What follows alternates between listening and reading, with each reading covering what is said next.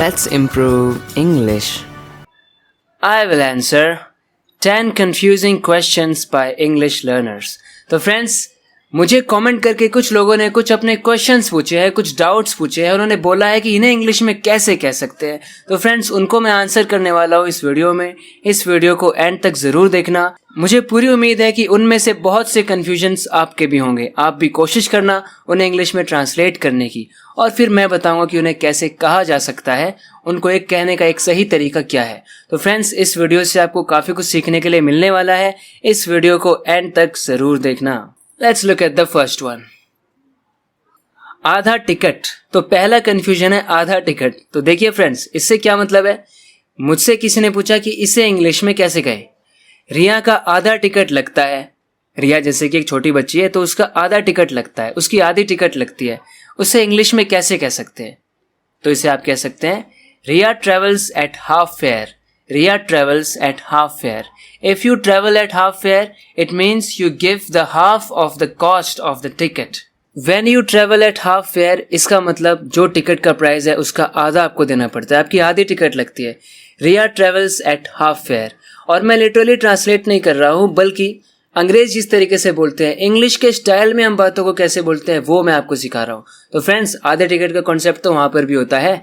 बच्चों के लिए, एल्डरली पीपल के लिए, या फिर पेंशनर्स के लिए आधी टिकट लगती है. So they travel at half fare. Conductor ने मेरा आधा टिकट लगाया. इसे कैसे कहे. The conductor made me a half fare ticket. The conductor made me a half fare ticket. आधा टिकट यानी हाफ फेयर टिकट. आप इसे हाफ टिकट भी बोल सकते हैं. अगला कंफ्यूजन है मैं खाना खा कर आया हूं. तुम रो के आए हो ना. सिंपल सी बातें हैं, मगर फिर भी कंफ्यूजिंग हो सकती है. मैं खाना खा के आया हूँ, तो हमें लगता है खाना खा के आया हूँ. आई एट फूड देन आई केम, थोड़ा अजीब सा लगता है. आप इसे सिंपली कह सकते हैं I had food before coming here. I had food before coming here. तुम रो के आए हो ना. You cried before coming here, didn't you. You cried before coming here, didn't you. Didn't you, this is a question tag. हम confirmation के लिए question tag का use करते हैं. रोए थे ना, तुम रो के आए हो ना. You cried before coming here, didn't you? खाना खा के ही जाना. टीवी बंद करके सो जाना. नहा के पूजा कर लेना, यानी ऐसा करके ऐसा कर लेना. तो कंफ्यूजन हो जाता है खाना खा के ही जाना. तो कैसे कहें. सिंपली कह सकते हैं do eat before you go. do eat मतलब जरूर खाना. before you go, जाने से पहले खाना जरूर. do eat before you go. और don't go before eating food. Don't leave before eating food. TV बंद करके सो जाना. Hit the bed after turning off the TV. Hit the bed after turning off the TV. आप कह सकते हैं Before you hit the bed, make sure to turn off the TV. यानी TV जरूर बंद कर देना. Turn off the TV before you hit the bed. ऐसे आप कह सकते हैं. नहा के पूजा कर लेना. Pray to God after having a bath. Pray to God after having a bath. या आप कह सकते हैं Before you pray to God, take a bath. Have a bath before you pray to God. So before और after को आप इस तरीके से अलग अलग तरीके से यूज कर सकते हैं. मैंने प्रिया को एक कप चाय बनाकर दी. क्या आप मुझे थोड़ा खाना बना के दे सकते हो. This is another thing that somebody asked me through a comment. मैंने प्रिया को एक कप चाय बनाकर दी.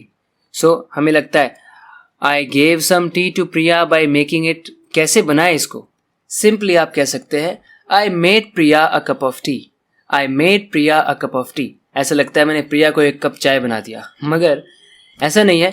When you make someone something, it means you make something for them.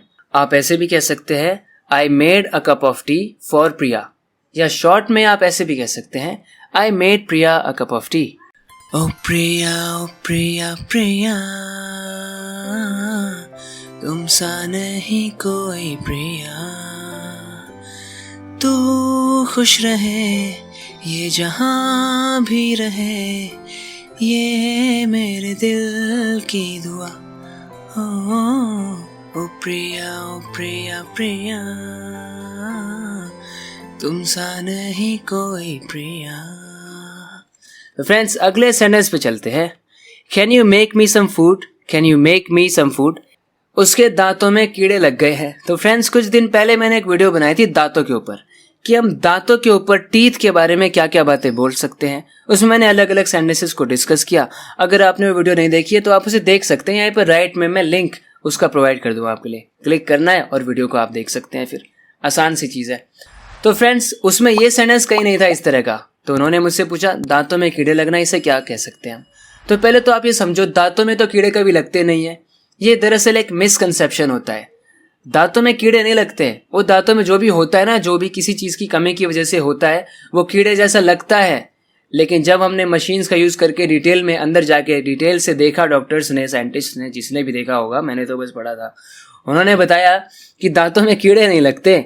दांतों में तो कैविटी हो सकती है, वो कीड़े जैसी दिखाई देती है, तो लोगों को लगा कि भाई दांतों में कीड़े हैं, लेकिन ऐसा नहीं है।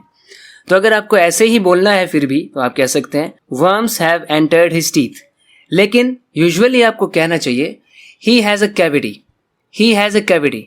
This is the right way to say this, he has a cavity. या फिर एक और टर्म होती है हमारे पास, it's a medical term, he has dental caries, he has dental caries. Dental caries और कैविटी, ये बोलना होता है हमें, क्योंकि असल में ये हुआ होता है, दांतों में कोई कीड़े वीड़े नहीं लगे होते। यहाँ मक्खियाँ क्यों भिनभिना रही हैं? तो फ्रेंड्स, भिनभिनाने को क्या बोल सकते हैं? आप कह सकते हैं why are flies buzzing here, why are flies buzzing here. तो फ्रेंड्स, बज का मतलब भिनभिनाना होता है, जैसे मक्खियाँ आवाज़ करती है आसपास, मूड खराब कर देती हैं। आप इसे ऐसे भी कह सकते हैं my mind is buzzing. If you say that your mind is buzzing, it means you're thinking about a lot of things, you're confused, and you have a lot of thoughts. You are lost in thoughts. Your mind is buzzing. मुझे रास्ते में एक जान पहचान का बंदा मिल गया। Somebody asked me through a comment. इसे कैसे बोले? जान पहचान का बंदा मिल गया। I came across an old acquaintance on my way. Acquaintance. Acquaintance means a person whom you know. I came across an old acquaintance. यानी एक पुरानी जान पहचान है मेरी, उसके साथ वो मिल गया मुझे रास्ते में। I came across an old acquaintance on my way. Came across की जगह पर आप bumped into भी कह सकते हैं। I bumped into an old acquaintance on my way. So friends, आपको पेशेंस साथ में रखना है। अगर आप पेशेंस नहीं रखोगे तो आप कुछ कर नहीं पाओगे। मैं आपको बता रहा हूँ, सब्र की बहुत ज़्यादा ज़रूरत होती है, पेशेंस रखने की ज़रूरत है। कभी आप ये मत सोचना कि क्या है यार, जल्दी बताना क्या बता रहा है, जल्दी सेंटेंस बता के आगे बढ़। ये नहीं बताना मुझे रटवाना नहीं है। मुझे आपको समझाना है कॉन्सेप्ट क्या है। अगर आप कॉन्सेप्ट को समझ जाएं तो आपको वो चीज़ ज़्यादा आसानी से याद रहेगी और आप किसी और को भी सिखा सकते हैं और यूज़ भी कर सकते हैं। जब हम एक पौधा उगाते हैं, बीज बोते हैं, तो टाइम लगता है उसे उगने में। ये नहीं कि आज उगाया, आम निकला, खाया, गुठली फेंक दी, मज़े आ गए, सो गए। ऐसा नहीं होता। बीज बोते हैं, इंतज़ार करना पड़ता है, गर्मी आती है, पसीना निकलता है, फिर आम उगता है, फिर खाते हैं आम, इज़न्ट इट? और आप सोचते हो वीडियो में 1 मिनट में 10 सेंटेंस की लिस्ट बना के स्क्रीनशॉट खींच लो, आप फटाफट खत्म, मामला खत्म, 1 मिनट में काम खत्म। ऐसा नहीं होता फ्रेंड्स। आपको पेशेंस रख के चीज़ों को समझना पड़ेगा।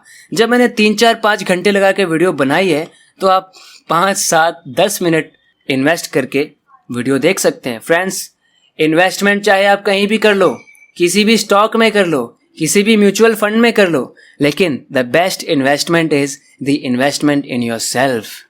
अपने आप में जो इन्वेस्टमेंट करते हो ना आप, वो बेस्ट होती है। तो फ्रेंड्स, चलो आगे बढ़ते हैं। कहीं आप फिर बोलो कि फिर लग गया मैं एक्स्ट्रा बातें करने।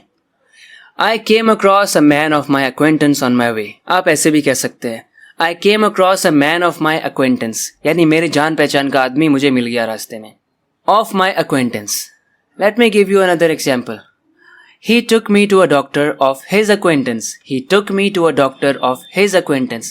यानी उसकी acquaintance का डॉक्टर, उसकी जान पहचान का डॉक्टर, उसके पास वो मुझे ले गया। पास्ट है तो टेक की सेकंड फॉर्म took आ गई। He took me to a doctor. So friends, अगर आप कॉन्सेप्ट्स को समझे तो आप देखना हलवा हो जाएगा, हलवा। असल में ये मेरा स्टाइल नहीं है, मैंने किसी को देखा था, सुना था ऐसे बोलते हुए, हलवा मतलब आसान हो जाएगा, तो मैंने सोचा मैं भी ऐसे बोल के देख लूँ एक बार। कुछ कठिनाइयाँ आने वाली हैं, आपको प्रमोशन मिलने वाला है, एक नई वैक्सीन आने वाली है, जब भी कुछ होने वाला है। I have a very beautiful idiom to teach you. A few problems are on the horizon, your promotion is on the horizon, a new vaccine is on the horizon. If something is on the horizon, it means it's about to come, it's about to come. और friends, इसको मैंने क्यों include किया? Because somebody asked me in a comment, how to use horizon. So I'm telling you how to use horizon. तो horizon से एक ये idiom होता है on the horizon. If something is on the horizon, it means it's about to happen. अब horizon का और भी मीनिंग है, और भी इसके मतलब है, आप देखो। अपने ज्ञान की सीमाओं को बढ़ाना है तो सब्सक्राइब कीजिए। Subscribe to this channel if you want to broaden your horizons. तो फ्रेंड्स, होराइजन का दूसरा मतलब, होराइजन का मतलब होता है आपके कुछ सीखने की सीमा।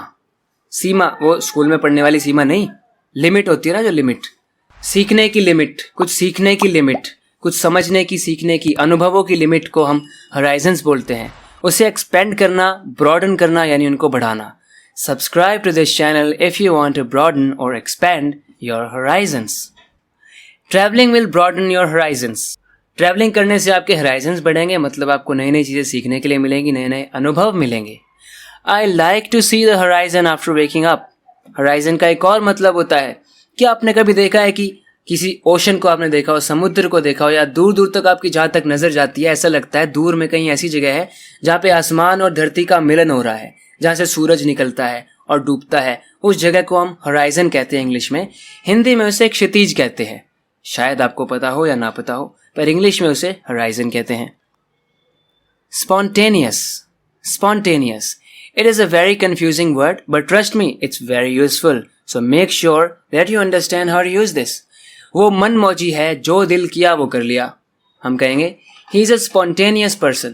तो फ्रेंड्स, spontaneous का एक तो मतलब ये होता है, आप किसी आदमी के लिए, किसी इंसान के लिए इस वर्ड का यूज कर सकते हैं।